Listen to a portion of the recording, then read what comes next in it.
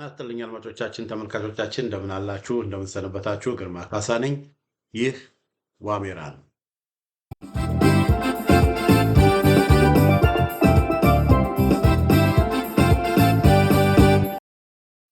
በዛሬው የዋሜራ መርሃ ግብራችን በቅርቡ በአርበኛ ዘመነ ካሴ የቀረበ ጥሪ አለ። ያንን ጥሪ አስመልክቶ ይሄ ጥሪ መቅረቡ ጠቃሚ ነው ወይ አስፈላጊ ነው ወይ በሚለው ዙሪያ ላይ የዚህ የቀረበውን ጥሪ ጠቃሚነቱንም ወይም ደግሞ ጠቃሚ አለመሆኑን ለማየት እንሞክራለን እና በዛ ዙሪያ ላይ አንዳንድ አስተያየቶችን ሰጣለሁኝ። ይህንን በማድረግበት ጊዜ በቅድሚያ አድማጮቻችን፣ ተመልካቾቻችን ያው የፋኖች መሪዎች አሏቸው እና እነዚህ መሪዎች ደግሞ የሚያነሷቸው ጥያቄዎች፣ የሚያቀርቧቸው ሀሳቦች፣ የሚሰጧቸው አስተያየቶች፣ የሚያደርጓቸው ቃለመጠይቆች ይኖራሉ። ስለዚህ ይህንን ቃለመጠይቅ በሚያደርግበት ጊዜ እነዚህ የፋኖ አመራሮች በዋናነት ወደ ሚዲያ መጥተው ወይም ደግሞ በሶሻል ሚዲያ ወይም ጽሁፍ በሚልኩበት ጊዜ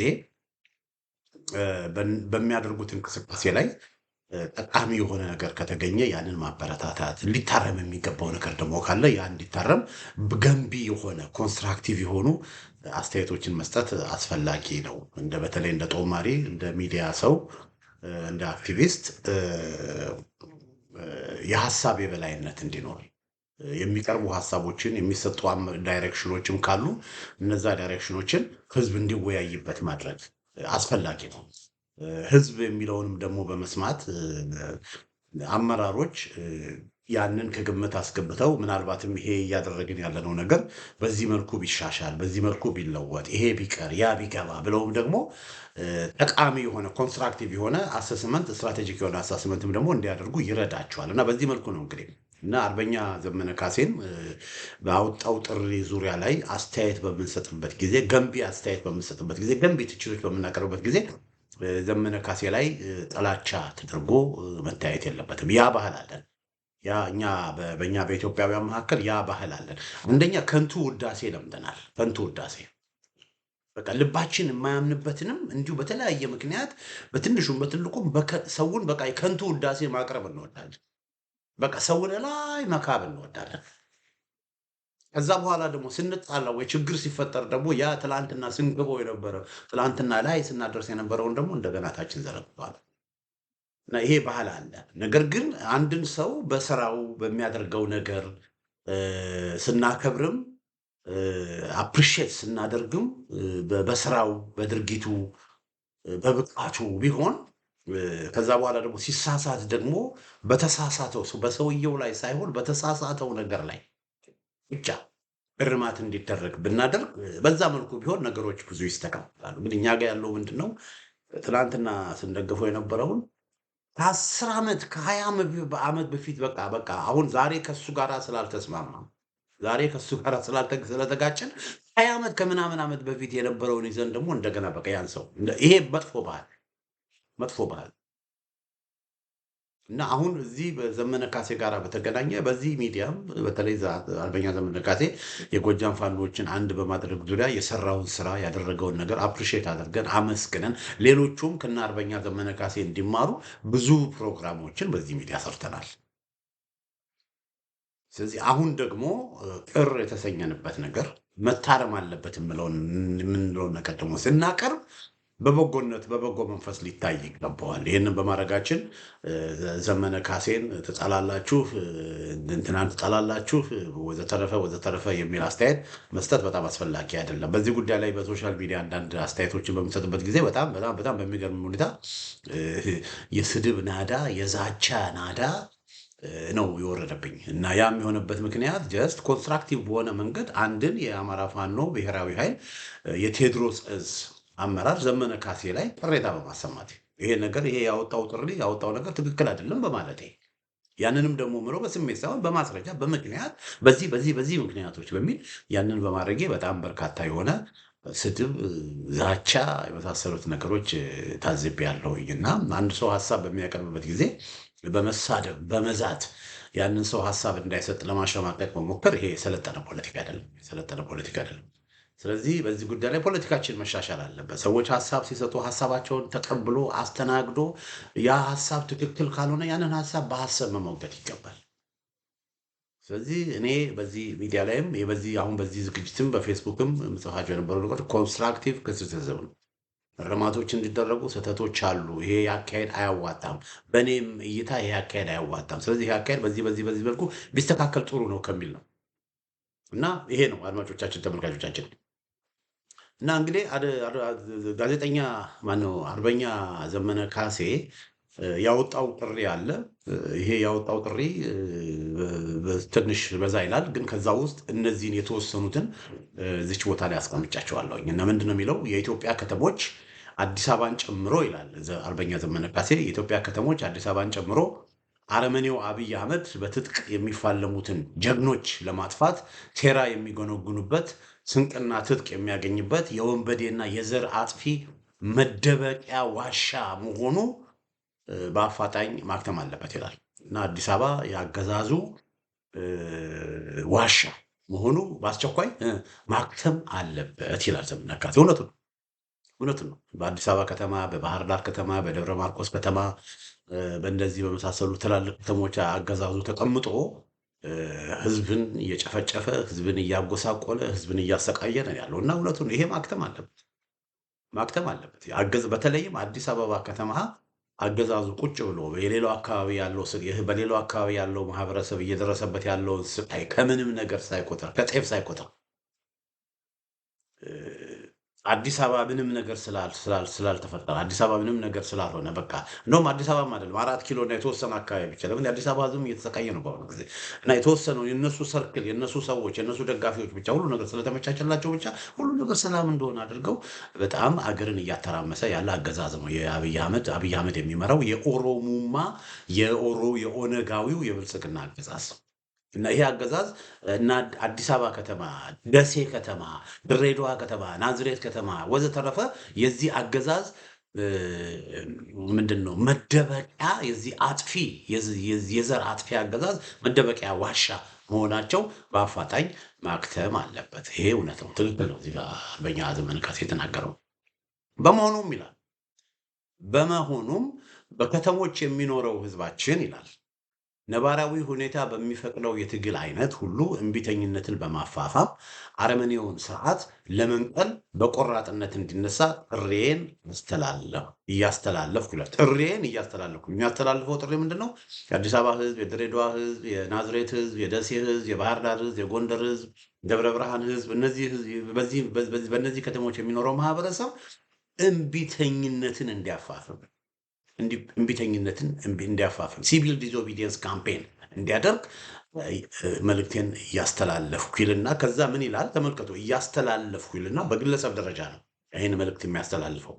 እንግዲህ ይህን መልእክት የሚያስተላልፈው ነው እንደ ግለሰብ ነው ይህንን መልእክት የሚያስተላልፈው እና የከተማ ትግላችንን በልዩ ሁኔታ የሚከታተልና የሚያስተባብር የስራ ግብረ ኃይል ተቋቁሞ ተገቢውን አመራር እንደሚሰጥ እናሳውቃለን ይላል። ተመልከቱ። አሁን እዚህ ጋር መግለጫው ላይ የምናየው አስተላልፋለሁ ብሎ በግለሰብ ደረጃ አስተላልፋለሁ ይልና ከዛ ወረድ ብሎ ደግሞ ይህንን የሚያስተባብር የስራ ግብረ ኃይል ተቋቁሞ ተገቢውን አመራር እንደሚሰጥ እናሳውቃለን ይላል። እኛ ብሎ ማለት ነው። እንግዲህ አንዱ አርበኛ ዘመነ ካሴ ባወጣው ጥሪ ላይ አንዱ ያለኝ ቅሬታ ምንድን ነው? እንግዲህ አድማጮቻችን፣ ተመልካቾቻችን አርበኛ ዘመነ ካሴ የቀድሞ የአማራ ፋኖ በጎጃም አሁን ደግሞ የአማራ ፋኖ ብሔራዊ ኃይል ቴዎድሮስ እዝ ምዕራብ ቀጠና ቴዎድሮስ እዝ ጎጃም ቀጠና ቴዎድሮስ እዝ መሪ ነው አርበኛ ዘመነ ካሴ። ያ ብቻ አይደለም። በአፋብኃ ደረጃ ደግሞ የአማራ ፋኖ ብሔራዊ ኃይል ሴንትራል ኮማንድ አመራር ነው፣ አባል ነው። ከ13ቱ መካከል ሴንትራል ኮማንድ አባል ነው እና ይሄ እንግዲህ ያኔ እነዚህ 4 አደረጃጀቶች የነበሩት በአንድ ላይ ሆነው የአማራ ፋኖ ብሔራዊ ኃይልን ሲያቋቁሙ የተነሱት ፎቶ ነው። በግራ በኩል ኢንጂነር ደሳለኝ ሲያስብ ሸዋ፣ በመሃል ያለው ጉርድ ከኔተራ ነገር ያደረገው ሻለቃ ሀብቴ ወልዴ፣ ወታደር ዩኒፎርም የለበሰው አርበኛ ዘመነ ካሴ፣ እንደዚሁም ደግሞ በዳር ያለው ደግሞ አባል አፍሮ አርበኛ ዋርካው ምሬ ወዳጆ ናቸው። እና የነዚህ የአራቱ አደረጃጀቶች መሪዎች በአንድ ላይ ሆነው የአማራ ፋኖ ብሔራዊ ኃይልን አቋቁሟል። ድርጅት ተቋቁሟል። አርበኛ ካሴ ደግሞ የዚህ ድርጅት አመራር አባል ነው። የአማራ ፋኖ ብሔራዊ ኃይል ድርጅት ምንድን ነው? አመራር አባል። አማራ ፋኖ ብሔራዊ ኃይል ደግሞ ወረድ ስንል ደግሞ የአማራ ፋኖ ብሔራዊ ኃይል ምዕራብ ቀጠና ቴዎድሮስ እዝ መሪ ሰብሳቢ መሪ ነው። እንግዲህ አንዱ የኔ ጥያቄና እኔ ለአርበኛ ዘመነ ካሴም ሆነ መታረም አለበት ቢስተካከል ጥሩ ነው ብዬ ግለሰቦች የግል አስተያየታቸውን የመስጠት መብት አላቸው። ዘመነ ካሴም ሆነ እንደ ደሳለኝ ሲያስብ ሸዋ ኢንጂነር ደሳለኝ እና ሀብቴ ሁሉ ማንም ሰው ማንም የፋኖ ማንም ሰው በግለሰብ አስተያየቱን የመስጠት ሙሉ መብት አለው። ስለዚህ ዘመነ ካሴም ይጠቅማል ብሎ ያሰበውን ይረዳል ብሎ ያሰበውን መልእክት የማስተላለፍ ሙሉ መብት እንዳለው በዚህ አጋጣሚ እንደማምን ለመግለጽ እወዳለሁ። ይሄ የአርበኛ ዘመነ ካሴን የግለሰብ የመናገር አስተያየት የመስጠት መብትን የመጋፋት ሁኔታ አይደለም። እዚህ ጋር እያቀረብኩ ያሉት ነው። ድርጅት ተቋቁሟል። ድርጅት ተቋቁሞ እንደዚህ አይነት የእምቢተኝነት ካምፔን የእምቢተኝነት ዘመቻን አርበኛ ዘመነ ካሴ በግሉ ሲያውጅ ከጓደኞቹ ጋር ከስራ ጋር ባልደረቦቹ ጋር አብሮ በአፋብኃ ደረጃ ከታመነበት ማለት ነው የእምቢተኝነት ዘመቻውን ማድረግ ከታመነበት በአፋብኃ ደረጃ ተነጋግሮ በአፋብኃ ደረጃ እንዲህ አይነት ነገር ቢወጣ አይሻልም ነበር ወይ? በግለሰብ ደረጃ ያንን መግለጫ ከሚያወጣ ይሄ እንዲሆን ይደረጋል፣ ይሄ እንዲሆን መደረግ አለበት፣ ይሄ እንዲሆን መደረግ አለበት ከሚል የሲቪል ዲስኦቢዲየንስ ካምፔን በግለሰብ ደረጃ ከሚጠራ በድርጅት ደረጃ በተቋም ደረጃ ቢጠራ አይሻልም ነበር ወይ? ይሄ አንዱ ጥያቄ ነው። እሱ በግለሰብ ደረጃስ ደግሞ ሌሎቹን አመራሮች ሳያማከር ከሌሎች አመራሮች ጋር ሳይነጋገር በአፋብኃ ደረጃ እንደ ኮማንድ ሳይነጋገር በአማራ ፋኖ በብሔራዊ ኃይል ቴዎድሮስ እዝ አመራሮች ዘንድ ደግሞ እንደዚሁ እንደ ተቋም ሳይነጋገር በግሉ እንዲያነት ጥሪስ ማቅረብ ከድርጅታዊ አሰራር አንጻር ትክክል ነው ወይ? ትክክል ነው ወይ? ድርጅት ተመሰረተ ተባለ። አንዱ እኮ ድርጅት የተመሰረተበት መንገድ በቃ ትግሉን ለመምራት ነው አይደለ? ትግሉን ለመምራት ደግሞ ተነጋግሮ በጋራ የመምራት ነገር መሆን ሲገባው በተናጠል መግለጫዎች ማውጣት፣ በተናጠል ጥሪዎችን ማቅረብ፣ አዋጆችን ማወጅ ተገቢ ነው ወይ? ተገቢ አይደለም። ስለዚህ እንዲህ አይነት አሰራር አይ ቲንክ አርበኛ እስክንድር ነጋ ከእንደዚህ አይነት አሰራር ይቅርታ፣ አርበኛ ዘመነ ካሴ ከእንደዚህ አይነት አሰራር ነገር ቢቆጠብ በጣም ጥሩ ነው የሚል እምነት አለኝ። ለእሱም አይጠቅምም፣ ለእሱ ላለበትም ድርጅት አይጠቅምም። እና ድርጅት ተቋቁሟል። በድርጅት ሁሉን ነገር መስራት፣ በድርጅት ሁሉን ነገር መጨረስ፣ በድርጅት ሁሉን ነገር ተከራክሮ ተወያይቶ ተማምኖ በጋራ በተቀናጀ መልኩ ስራዎችን መስራት አስፈላጊ ይመስለኛል። ምናልባትም በአማራ ፋኖ ብሔራዊ ኃይል ደረጃ ያንን ማድረግ ካልተቻለ በኮሚኒኬሽን ችግር በተለያየ መንገድ ቢያንስ እዛው ያሉትን የአማራ ፋኖ ብሔራዊ ኃይል ጎጃም ያሉትን የአማራ ፋኖ ብሔራዊ ኃይል ቴዎድሮስ እዝ አመራሮችን ሁሉ አነጋግሮ አትሊስት በእዝ ደረጃ ይሄ መግለጫ ቢወጣ በጣም የተሻለ ይሆን ነበር እና እንዲህ አይነቱ በተናጠል በግላዊነት በግለሰብ ደረጃ እንዲህ አይነት ነገሮችን ማድረግ እኔ ተገቢ አይመስለኝም። ከድርጅታዊ አሰራር አንጻር ተገቢም አይመስለኝም እና ይሄ አይነቱ አሰራር መታረም አለበት የሚል እምነት ነው ያለኝ። አንደኛ እንደዚህ አይነት በተናጠል አርበኛ ዘመነ ካሴ በተናጠል ወጥቶ እንደዚህ አይነት ጥሪዎችን በሚያደርግበት ጊዜ ሌሎችን ሳያማክር እንደ ድርጅት ሳይሆን በግሉ እንደዚህ አይነት ነገር በሚያደርግበት ጊዜ አንደኛ ራሱን እንደ ተቋም እየቆጠረ ነው። ራሱን ከድርጅት ከተቋም በላይ አድርጎ እየቆጠረ ነው። ይሄ ደግሞ ተገቢ አሰራር ተገቢ አይደለም። ለትግሉም አይጠቅምም፣ ለአርበኛ ዘመነ ካሴም ክሬዲቢሊቲ አይጠቅም። አብሮት ከሚሰሩት አብሮት ከሚታገሉት ወንድም እህቶቹ ጋር የሚያጋጨው እና የሚያጋጫው ነው የሚሆነው እና በዚህ ጉዳይ ላይ ማስተካከያ ቢያደርግ ጥሩ ነው የሚል እምነት አለኝ። እንግዲህ ይሄ አንዱ ከድርጅታዊ አሰራር አንጻር ነው። ከድርጅታዊ አንሰራር አንጻር ነው። ይሄ አንዱ ነው። ሌላው አድማጮቻችን፣ ተመልካቾቻችን አርበኛ ዘመነ ካሴ የእምቢተኝነት ጥሪ በሚያቀርብበት ጊዜ አርበኛው ይክ የትጥቅ ትግል የሚያራምድ ድርጅት መሪ ነው፣ የፋኖ መሪ ነው እና የትጥቅ ትግል ነው ፋኖ እያደረገ ያለው። ፋኖ የትጥቅ ትግል እያደረገ ያለው ደግሞ ተገዶ ነው። ፋኖ የትጥቅ ትግል እያደረገ ያለው ተገዶ ነው። ስለዚህ አርበኛው ምንድን ነው ያለው እ፣ ምንድን ነው ያለው ከተሞች የኢትዮጵያ ከተሞች አዲስ አበባን ጨምሮ የአረመኔው አብይ አህመድ በትጥቅ የሚፋለሙትን ጀግኖች ለማጥፋት ሴራ የሚጎነጉኑበት ስንቅና ትጥቅ የሚያገኝበት የወንበዴና የዘር አጥፊ መደበቂያ ዋሻ መሆኑ በአፋጣኝ ማክተም አለበት ብሏል። ልክ ነው። ይሄ የሚያከትም ፋኖ ይሄ እንዲያከትም እየታገለ ያለ ነው እና የፋኖ ትልቁ አጀንዳና ትልቁ ዓላማ መሆን ያለበት በእኔ እምነት ነውም ብዬ የማምነው በአፋብኃብ ደረጃ ነውም ብዬ የማምነው መዳረሻችን አዲስ አበባ ነው ብሎ አዲስ አበባ ያለውን ክፉና ዘረኛ አገዛዝ ከስር መሰረቱ ለመገርሰስ ስር ነቀል ለውጥ ለማምጣት ነው ፋኖ እየታገለ ያለው። በትጥቅ ትግል ስር ነቀል ለውጥ ለማምጣት ነው ፋኖ እየታገለ ያለው። አርበኛ ዘመነ ካሴ ደግሞ ይህንን ለማድረግ እየሰራና እየተንቀሳቀሰ ያለ ኃይልን የሚመራ ነው። ከመሪዎች መካከል አንድ ነው። ስለዚህ የእሱ ኃላፊነት የአርበኛ ዘመነ ካሴ ኃላፊነት የትጥቅ ትግሉን መምራት ነው፣ ፋኖን መምራት ነው።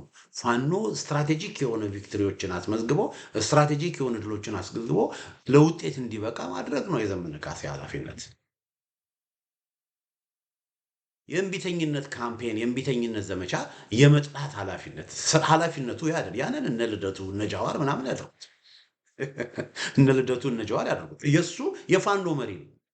ስለዚህ የፋኖ መሪ መሆኑ እንደመሆኑ ትኩረቱ መሆን ያለበት አሁን እዚህ ጋር የተጠቀሰው በእነዚህ ከተሞች የዘር አጥፊ መደበቂያ ዋሻ መሆናቸው በአፋጣኝ ማክተም አለበት የተባለውን እሱ መስራት ያለበት ያ እንዲያከትም አገዛዙን ከጎንደር ከባህር ዳር ከደሴ አዲስ አበባ ተነቅሎ የሚወጣበትን ስራ ነው መስራት ያለበት። የእሱ ትኩረት መሆን ያለበት በተለይም ደግሞ የባህር ዳር ከተማና የደብነ ደብረ ማርቆስን በመቆጣጠር ካልሆነም ደግሞ ወደ አዲስ አበባ በመሄድ የጎጃም ፋኖች፣ ጎጃም ያሉ ፋኖች፣ ወሎ ያሉ ፋኖች፣ ጎንደር ያሉ ፋኖች በተቻለ መጠን ወደ ሸዋ እንዲገቡና በሸዋ ገብተው ይህንን ክፉና ዘረኛ አገዛዝ ለአንዴና ለመጨረሻ ጊዜ ከአዲስ አበባ እንዲያስወግዱ ላይ ነው መስራት ያለበት። እውነቱን ነው፣ ማክተም አለበት። የዘር አጥፊው መደበቂያ ዋሻ መሆን የለባቸውም ከተሞች። ያንን ለማድረግ ግን የፋኖን በማጠናከር ፋኖን በማደራጀት ፋኖ ከወሬና ከንግግር ባለፈ ስትራቴጂክ የሆነ ስራዎችን እንዲሰሩ የማድረግ ስራ የመስራት ነው ኃላፊነት ያለባቸው። እሱ እዛ ላይ ማተኮር ነው ያለበት። ዋናው ስራው ላይ ማተኮር ሲገባው ከዛ ስራ ወጥቶ የፋኖ ትግል ለብቻው አገዛዙን ማስወገድ አይችልም የሚል አይነት እንድምታ ሊፈጥር የሚሰጥ አስተያየት መስጠቱ ትክክል ነው የሚል እምነት የለኝም። አንዳንድ ሰዎች የእምቢተኝነት ዘመቻ ካልሆነ ፋኖ ይህን አገዛዝ ማስወገድ አይችልም የሚል እምነት ስላላቸው ወይም ደግሞ ፋኖ ይህን አገዛዝ እንዲያስወግድ ስለማይፈልጉ እንደነ ጃዋር ያሉ ሰዎች ፋኖ አዲስ አበባ ከመምጣቱ በፊት የእምቢተኝነት ዘመቻ ተደርጎ የእምቢተኝነት ካምፔን ተደርጎ አገዛዙ ወድቆ እነሱ በግርግር ስልጣን ለመያዝ የሚፈልጉ ሰዎች አሉ። አላማቸው ያ።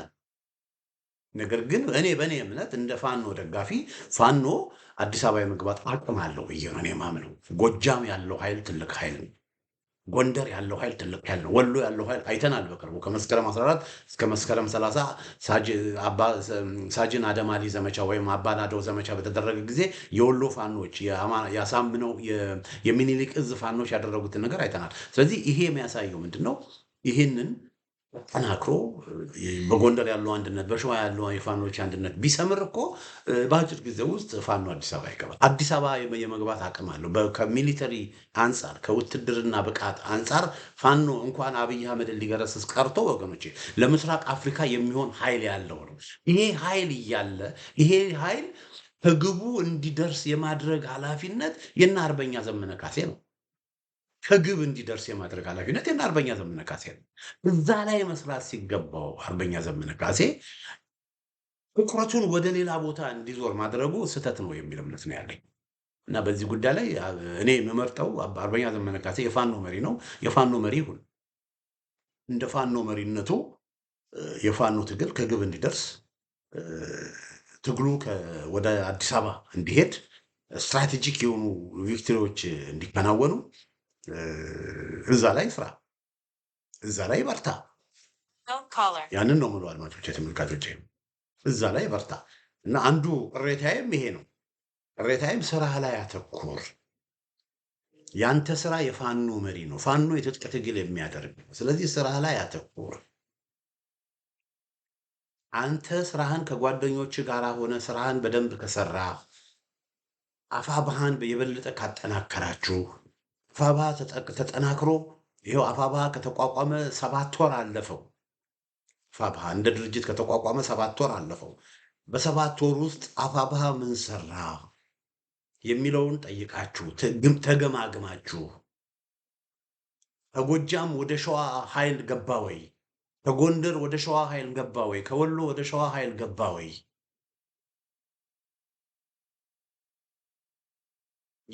የአፋብሃ ድርጅቱ እንደ አፋብሃ ከተቋቋመ ጀምሮ የድርጅቱ ሰብሳቢ ኮሚቴዎች ተቋቋሙ ወይ?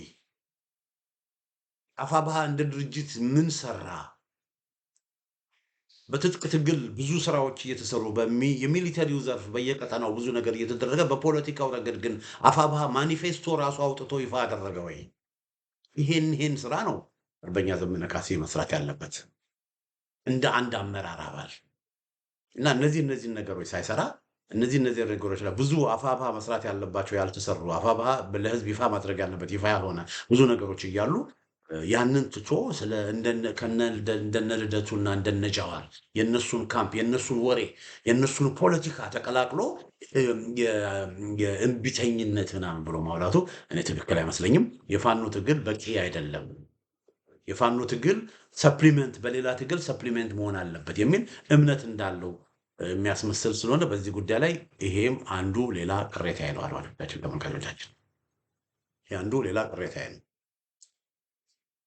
እዚህ ጋር እንግዲህ የእምቢተኝነት ካምፔንን በመቃወሚያ አይደለም።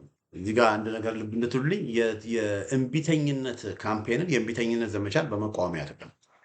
ማንኛውም አገዛዙን ለማስወገድ አገዛዙን ለማዳከም የሚደረግ ማንኛውም እንቅስቃሴ የምንደግፈው ነው።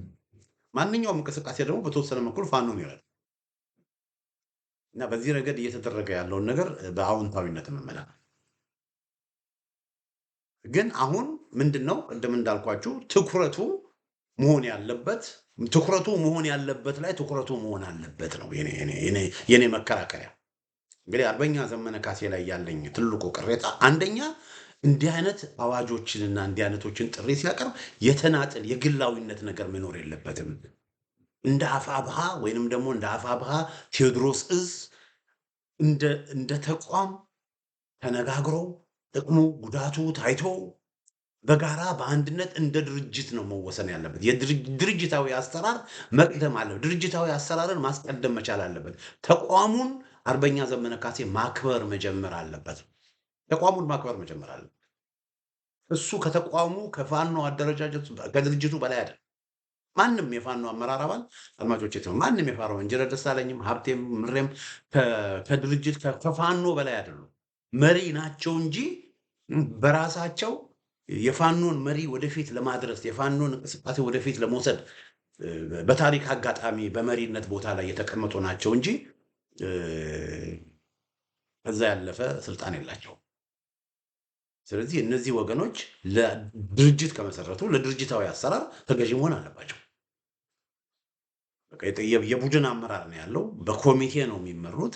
ስለዚህ ዘመነ ካሴም ሁሉም በኮሚቴ ተመርተው በኮሚቴ እየወሰኑ እየተነጋገሩ ውስጡን መደረግ ያለበትን እየተጣሉ እየተጨቃጨቁ ያላቸውን ጉዳይ በር ዘግተው በውስጣቸው ይዘው በጋራ መስራት ነው ያለባቸው።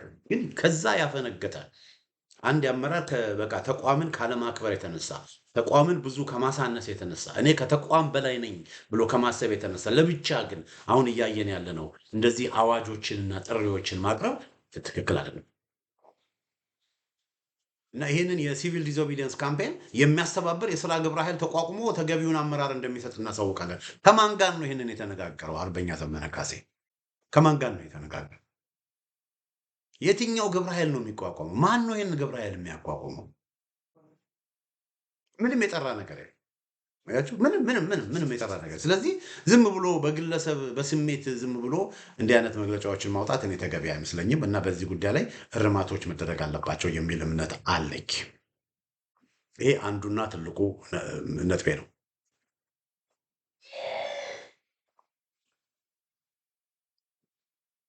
አርበኛ ዘመነ ካሴ እንግዲህ ሁሉም እምቢተኝነትን በማፋፋም ትግል ይደረግ እምቢተኝነትን በማፋፋም ትግል ይደረግ የሚል ጥሪ አቅርበዋል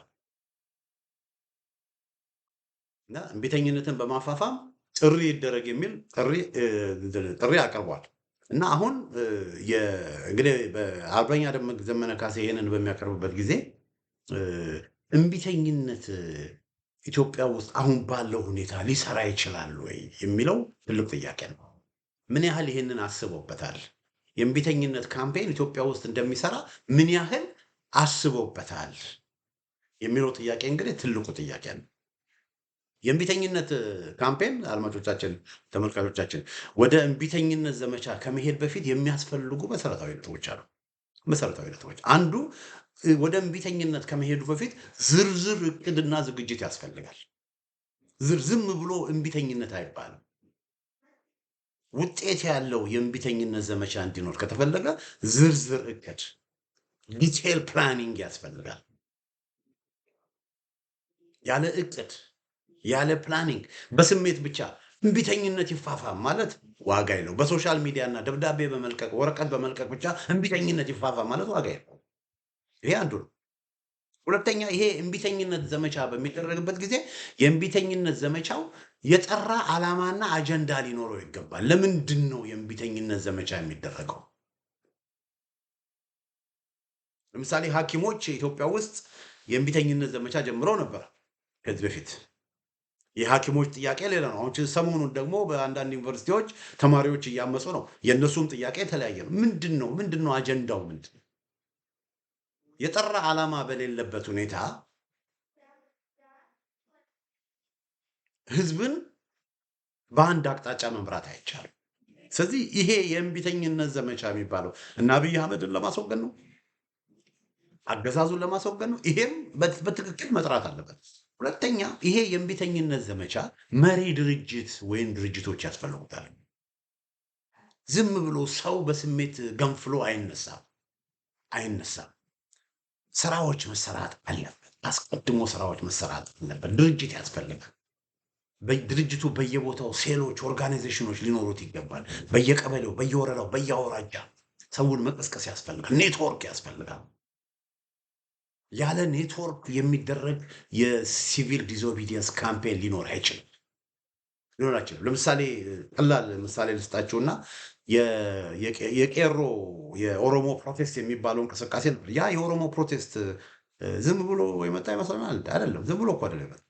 የዛ የኦሮሞ ፕሮቴስት መሪው ድርጅት ኦፒዲዮ ራሱ ነው።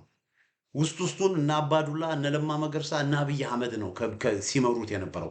ጃዋር መሐመድ ውጪ የኦፒዲዮች ቃል አቀባይ ሆኖ መረጃዎች እንዲያስተላልፍላቸው አስቀድመው እነ አባዱላ ያስቀምጡትም። አያችሁ፣ የድርጅታዊ ስራ ተሰጥቷል።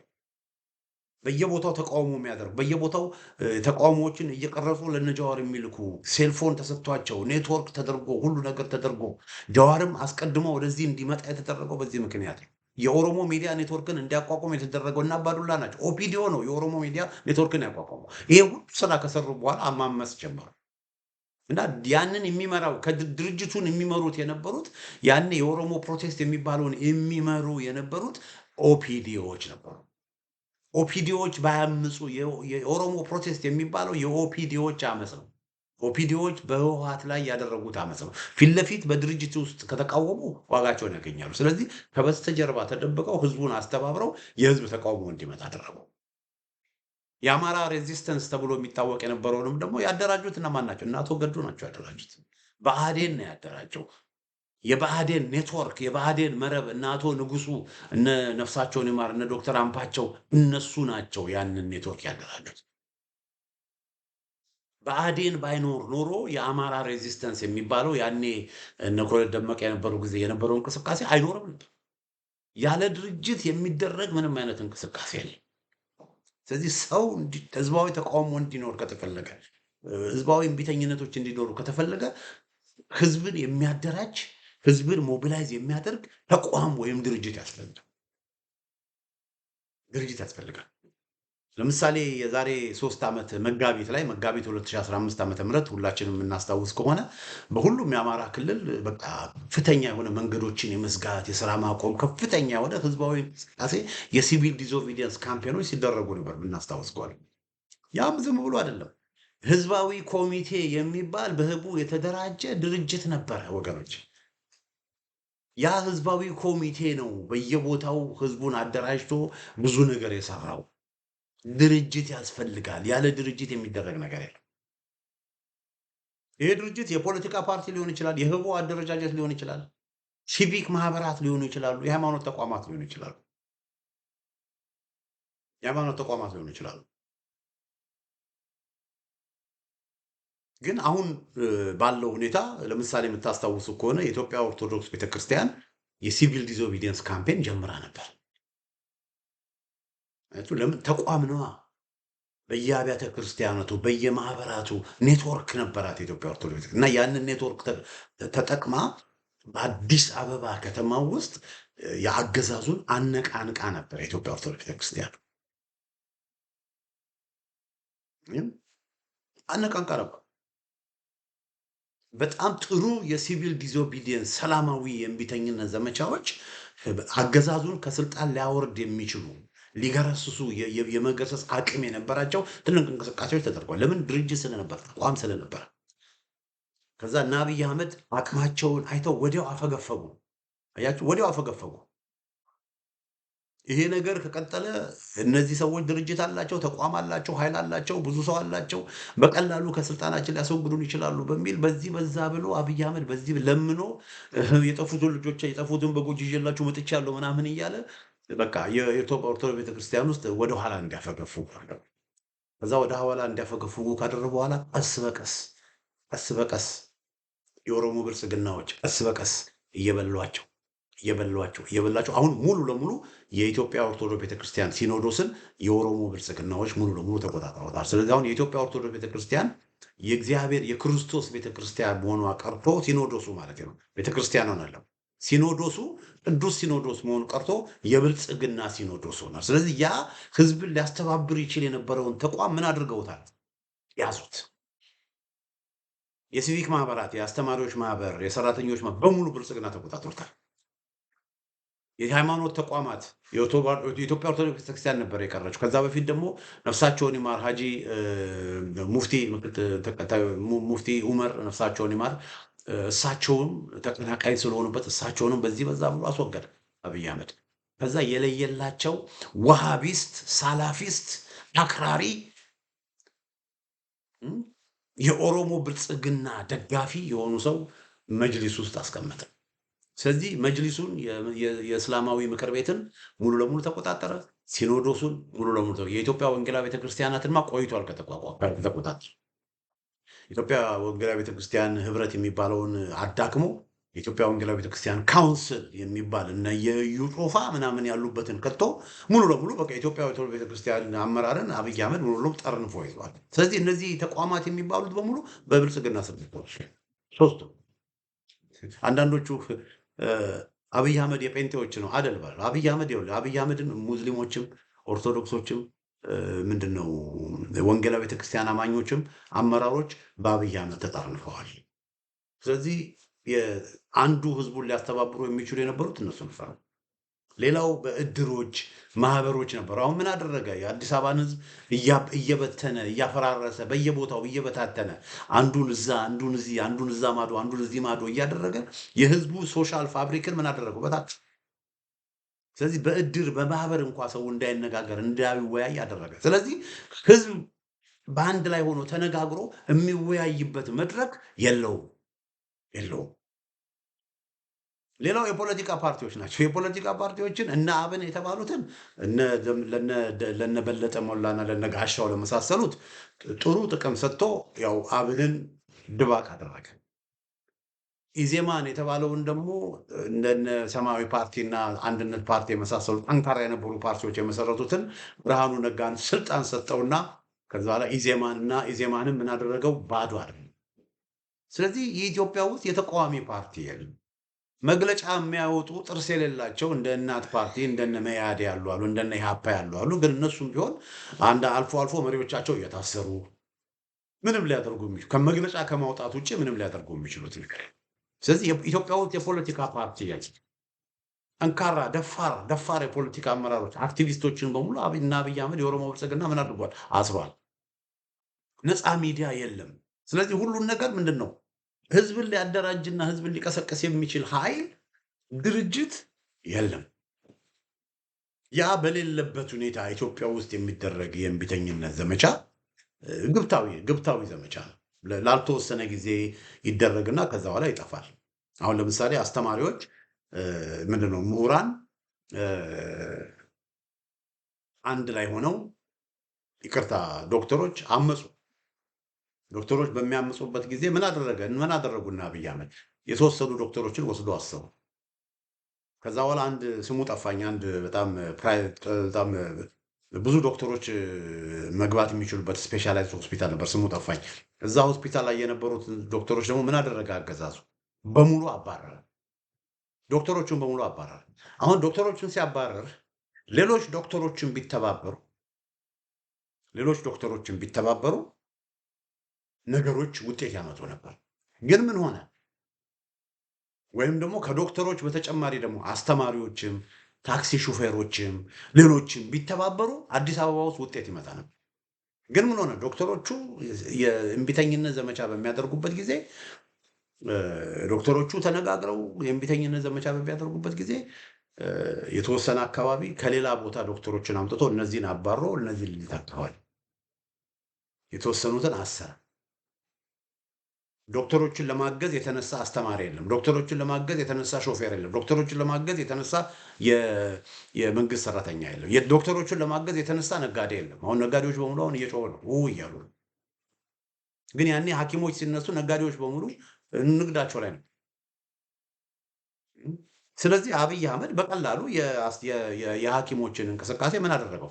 የኦሮሞ ብልጽግናዎች በቀላሉ የሐኪሞችን እንቅስቃሴ ምን አደረጉት? ጨፈለቁት። ለምን ድርጅት አልነበረም?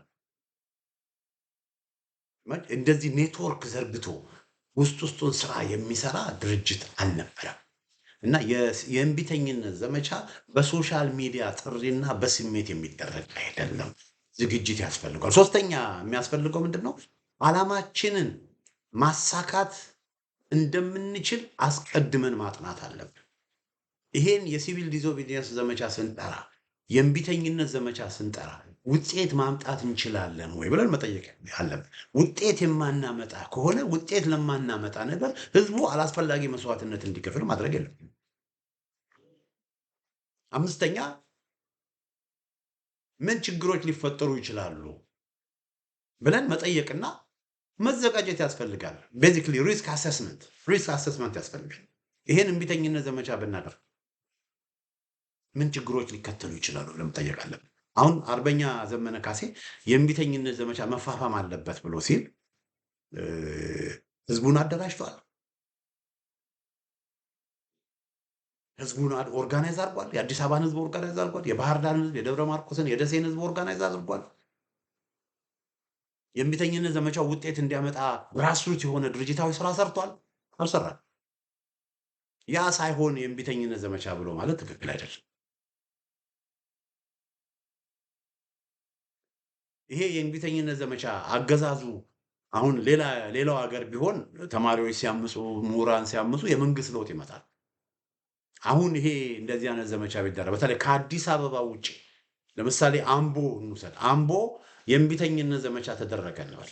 አምቦ ተማሪዎች አመፁ። አገዛዙ ምንድን ነው የሚያደርገው? አምቦ ተማሪዎች አመፁ ብሎ እየሄደበት ያለውን አካሄድ ይቀይራል እንዴ? አይቀይርም። ትምህርት ቤቱን ይዘጋዋል። የዩኒቨርሲቲ ተማሪዎች አመፁ፣ አንዱን ትምህርት ቤት ይዘጋዋል። በቃ አንድ ከተማ አምቦ ውስጥ የትምህርት ማቆም አድማ፣ የመንገድ መዝጋት አደረጉ። ጸጥ ይላቸዋል። ሱቆች በሙሉ ይዘጋሉ። ከዛ ለሳምንት ከተዘጋ በኋላ ከዛ ሰው የሚበላው ስለሚያጣ ተበልሶ ሱቁን ይከፍታል። ይሄን ያውቃል አገዛዙ። ስለዚህ ከአዲስ አበባ ውጭ የሚደረጉ የሲቪል ዲስኦቢዲየንስ የእምቢተኝነት ዘመቻዎች እኔ የአብይ አህመድን አገዛዝ ይነቀንቋል የሚል እምነት የለኝም። ለምን ግድ አይሰጠውማ? ባህር ዳር ያለው ነገር ቢተራመስ፣ ደሴ ያለው ነገር ቢተራመስ፣ አምቦ ያለው ነገር ቢተራመስ፣ መቀሌ ያለው ነገር ቢተራመስ ግድ አይሰጠው ኬርስ እሱ ግድ አይሰጠው። እሱ እኮ የኦሮሞ ብልጽግና አብይ አህመድም ሆነ አብረውት ያሉ የኦሮሞ ብልጽግናዎች እኮ ለሰብአዊነት እኮ ትንሽ ያህል እኮ ደንታ የላቸው። ሰው ተቸገረ አልተቸገረ ደንታ ያላቸው። ስለዚህ በደሴ በደብረ ማርቆስ በጎንደር የእምቢተኝነት ዘመቻ ተጠርቶ ምንም ለማያመጣው ለምንድን ነው ህዝቡ ችግር ውስጥ እንዲገባ የሚደረገው? ለምንድን ህዝቡ ችግር ውስጥ እንዲገባ የሚደረገው? የእምቢተኝነት ዘመቻ ውጤት ሊያመጣ የሚችለው በዋናነት አዲስ አበባ ውስጥ ነው። ይሄ የማይቀድ አዲስ አበባ ውስጥ ተማሪዎች፣ አስተማሪዎች፣ ሐኪሞች፣ የታክሲ ነጂዎች ይሄ ሁሉ ነገር በአንድ ላይ ድርጅታዊ ስራ ተሰርቶ ትልቅ ስራ ተሰርቶ ይሄንን የአዲስ አበባን ህዝብ ማነቃነቅ ቢችል እመኑኝ ወገኖቼ የአዲስ አበባ ህዝብ የኦሮሞ ብልጽግናዎችን እንደ ዘንዶ ነው የሚወጣቸው። እንደ ዘንዶ ይቻላል፣ አቅም አለ። ግን ቻሌንጁ ምንድነው? የአዲስ አበባን ህዝብ ማደራጀት የተቻለ እስካሁን እነ ዘመነ ካሴ እና አርበኛ ዘመነ ካሴ ለአዲስ አበባ ህዝብ ጥሪ ሲያቀርቡ የአዲስ አበባን ህዝብ ሳያደራጁ ነው ያን እያደረጉ ያሉት። እና ይሄ በአዲስ አበባ ህዝብ ውስጥ የተወሰነ ቦታ የነ አርበኛ ዘመነ ካሴን ጥሪ ተከትለው የተወሰነ ቦታ አመፅ ቢያደርጉ በዛ አመፅ ላይ አገዛዙ እርምጃ ቢወስድባቸው ለሚሞቱት ሰዎች ማን ነው ተጠያቂ? ዘመነ ካሴ ያንን ኃላፊነት ይወስዳል? ለዚህ ነው የእምቢተኝነት ዘመቻ ራሱን የቻለ ችግር አለው ብዬ ነው የማምነው። አሁን ባለበት ሁኔታ ይሄ የእምቢተኝነት ዘመቻ የሚባል ቢሰራ ደስ ይለኛል። የእምቢተኝነት ዘመቻ የሚባለው ነገር ቢሰራ ደስ ይለኛል። ቀላል ነው። ያለ ጦርነት ያለ ምንም ነገር ሰላማዊ በሆነ መንገድ ሁላችንም የምንፈልገው የስርዓት ለውጥ ቢመጣ እሰየው ሃሌሉያ ነው ሁላችንም የምንለው። ፕራክቲካል መሆናል። ይሄ ትግሉ የስሜት ትግል አይደለም። የሶሻል ሚዲያ ትግል አይደለም። ይሄ የአንድን ነገር በተለይ የትጥቅ ትግል እናደርጋለን ብሎ የሚል መሪ የሚናገረውን ነገር መጠንቀቅ አለበት። እነ አቶ ልደቱ እነ ጀዋር መሐመድ ምንም የላቸው እና ራሳቸውን ክሬዲብል ለማድረግ ራሳቸውንም ኤስታብሊሽ ለማድረግ አለን ለማለት በየጊዜው እየተሰባሰቡ ከውጭ ሆነው የእምቢተኝነት ዘመቻ እምቢተኝነት የሚሉ ማህታር ግን እምቢተኝነት እንዲሰራ እምቢተኝነት ማድረግ ከተፈለገ ብዙ መሰራት ያለባቸው ስራዎች አሉ። እነዛ ስራዎች እኔ እምቢተኝነትን አልቃወም። እነዛ ስራዎች ባልተሰሩበት ግን እምቢተኝነት ብሎ ማውራት ወገኖች ትኩረቱ ከፋኖ ትግል ወደ ሌላ እንዲሆን ለማድረግ የታሰበ አድርጌ ነው የማየው። ስህተት ነው እና በሌላ ነገር መዘናጋት የለብንም። በሌላ ነገር በጭራሽ መዘናጋት የለብንም። ትኩረታችንን ማድረግ ያለብን የፋኖ ትግል ላይ ነው። ኢትዮጵያ ውስጥ ለውጥ እንዲኖር ከተፈለገ ሶስት ነገሮች ከሶስት አንዱ መኖር አለባቸው። አንደኛው እንዳልኳችሁ የአዲስ አበባ ህዝብ ተደራጅቶ የአዲስ አበባን ህዝብ ሞቢላይዝ አድርገን በአዲስ አበባ ከተማ ውስጥ ህዝባዊ እምቢተኝነት ማድረግ ከተቻለ የስርዓት ለውጥ ማምጣት ይቻላል። ግን ያ አሁን ባለበት ሁኔታ እንደ ኦፕሽን እንደ አማራጭ ልንቆጥረው የምንችለው አይደለም። ለምን? የአዲስ አበባ ህዝብ አልተደራጀም። ስለዚህ የቀሩት ስንት አማራጮች ናቸው? ሁለት አማራጮች ናቸው። ሁለቱ አማራጮች ምንድን ናቸው? አንደኛው ከኛ ቁጥጥር ውጭ የሆነ አማራጭ ምናልባትም እየሆነ ባለው ነገር በአማራ ክልል በጎንደር፣ በጎጃም፣ በወሎ፣ በወለጋ በተለያየ ቦታ መከላከያ ሰራዊት አባላት እያለቁ ነው። ብዙ ሽንፈቶች፣ ብዙ ኪሳራዎች የደረሰባቸው ነው። ስለዚህ በተወሰነ መልኩ እንደው እንጥፍጣፊ ህሊና ያላቸው የመከላከያ ጀነራሎች እስከ መቼ ነው እንደዚህ የምንቀጥለው? እስከ መቼ ነው በዚህ ሁኔታ የምንሄደው? ይሄ ነገር መቆም አለበት፣ ይሄ ነገር መስተካከል አለበት ብለው በአብይ አህመድን ሊያስወግዱት ይችላሉ። ስር ነቀል ለውጥ አድርገው አብይ አህመድን አስወግደው በአማራ ክልል የሚደረገውን ጦርነት ተኩስ አቁም አውጀው ሁሉን አቀፍ አሻጋሪ የሽግግር መንግስት እንዲቋቋም ሁኔታዎችን ማመቻቸት ይችላሉ። ያ ከሆነ እኔ በግሌ በጣም ደስ ይለኛል። ግን ያ ከኛ ቁጥጥር ውጭ ነው። በተስፋ እንደው ይሄን ካደረጉ በመላምት እንደው የመከላከያ ጀነራሎች እንደው ይሄን ካደረጉ ይሄን ቢያደርጉ ብለን ተስፋ ከማድረግ ውጭ ምንም የምንለውጠው ነገር የለም። አሁን ባለው ሁኔታ ግን የመከላከያ ጀነራል የሚባሉት የብልጽግና አገዛዞች የሚባሉት በቃ ሙሉ ለሙሉ በቃ እነሱ ራሳቸው ደም በእጃቸው በደም እየተጨማለን በየጊዜው የሚሰጡትን መግለጫዎች የሚሰጡትን ማብራሪያዎች በምናይበት ጊዜ በጣም ይህንን ስርዓት የመቀየር ፍላጎት አላቸው ብዬ ነው ያለም። ለምን የዚህ ስርዓት ጥቅም ተጋሪዎች ሆነዋል። ብዙዎቹ ሀብታም ሆነዋል። ብዙዎቹ ቱጃር ሆነዋል፣ ተጠቅመዋል። ስለዚህ ይሄ የሚጠቅማቸውን አገዛዝ ለማስወገድ አይፈልጉም። ነገር ግን እንዳልኳቸው እንጥፍጣፊ ህሊና ኖሯቸው ይሄ ነገር አካሄዱ ጥሩ አይደለም። እኛም እኮ ደልቶን የምንኖረው አገር ስትኖር ነው። ይሄ አገርን የሚያጠፋ ነገር ነው። አገር ከጠፋች ደግሞ እኛም ደግሞ ደልቶን የምንኖርበት ቦታ አይኖርም ብለው ህሊና ኖሯቸው አስበው ይህን እርምጃ ካደረጉ አንድ ለውጥ ሊመጣ ይችላል። ግን እንዳልኩት ይሄ ከኛ ውጭ። ስለዚህ እኛ ልናደርግ የምንችለው አማራጭ አንድ ብቻ፣ እሱም ፋኖን መደገፍ። እኔ ከስሜት አይደለም እያወራሁ ያለሁት።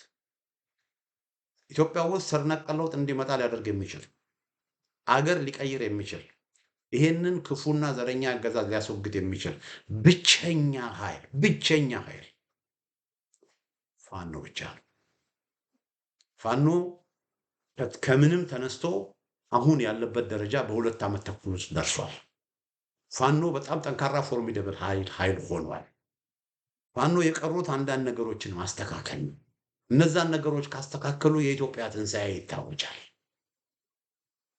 ስለዚህ እኛ የዚህ አካል እንሁን።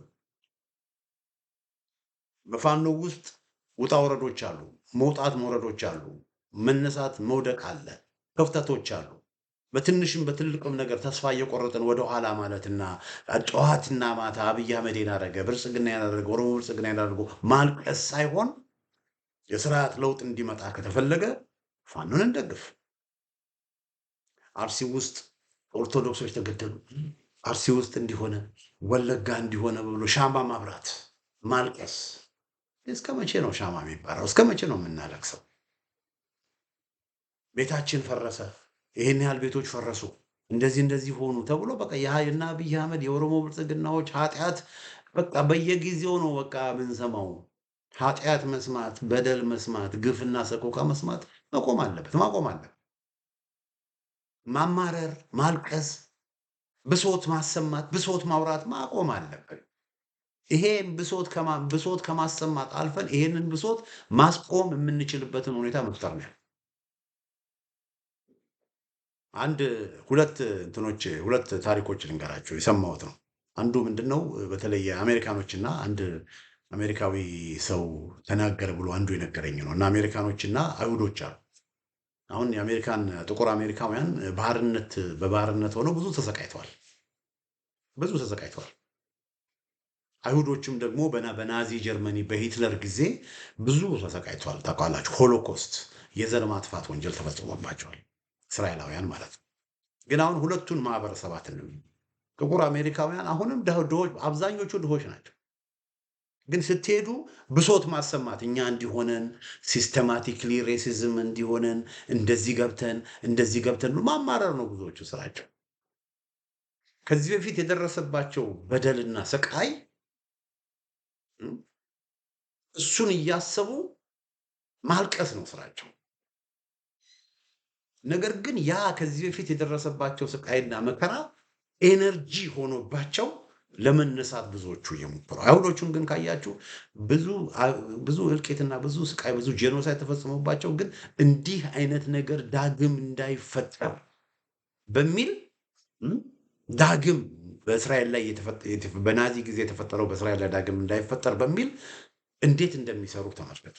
ስለዚህ እኛም ያንን ነው ማድረግ ያለብን። እንደ ብሶት ማሰማት እንዲሆነ አማራ እንዲገባ ኢትዮጵያ እንዲገባ ብሶት ማሰማት አይደለም። ብሶት ከማሰማት አልፈን ይሁን እየተደረገ ያለው ነገር ከአሁን በኋላ መቼም እንዳይደረግ ማድረግ ያለብንን ነገር ነው። ምን እናደርግ ነው ማለት ያለ ፋኖ ምን እናያደርግ ሳይሆን እኔም ፋኖ ነኝ፣ እኔ ምን ላድርግ የሚል ጥያቄ መጠየቅ ነው ያለ እና በማይሆን ነገር ውጤት በማያመጣ ነገር ተስፋ በማይሰጥ ነገር ተማምነን መቀመጥ አለብን የሚል እምነት የለኝም። አድማጮቻችን፣ ተመልካቾቻችን እንግዲህ በአርበኛ ዘመነ ካሴ ጥሪ ዙሪያ ያቀረብኩት ዝግጅት ይህን ይመስላል። በሌላ ጊዜ በተመሳሳይ ፕሮግራም እስክንገናኝ ደህና ሁኑ።